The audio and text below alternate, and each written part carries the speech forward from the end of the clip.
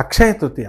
ఈ అక్షయ తృతీయ రోజున అందరూ కూడా బంగారం కొనాలండి అనేటటువంటి ఆచారమేమో అనేటటువంటి భ్రమలో ఉన్నారు. అలాగే చెప్పేటటువంటి పండితులు కూడా బంగారం కొనాలని కొంతమంది చెప్పడం వల్ల ఈ యొక్క బంగారం డబ్బులు లేనటువంటి వాళ్ళు ఎలా కొంటారు? కాబట్టి ఈ యొక్క బంగారం కొనేటటువంటి ఆచారం మనకి ఈ అక్షయ తృతీయ రోజున లేదు. అక్షయ తృతీయ రోజున చేయమన్నది ఏమిటంటే మీరు దాన ధర్మాలు అధికంగా చేయమన్నారు.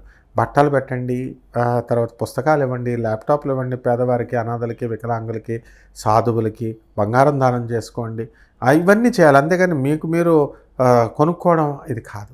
అలాగే లక్ష్మీదేవి క్షీరసాగర మదనం నుంచి పుట్టినటువంటి రోజు కాబట్టి ఈ రోజుని మనము అక్షయ తృతీయ అంటాం.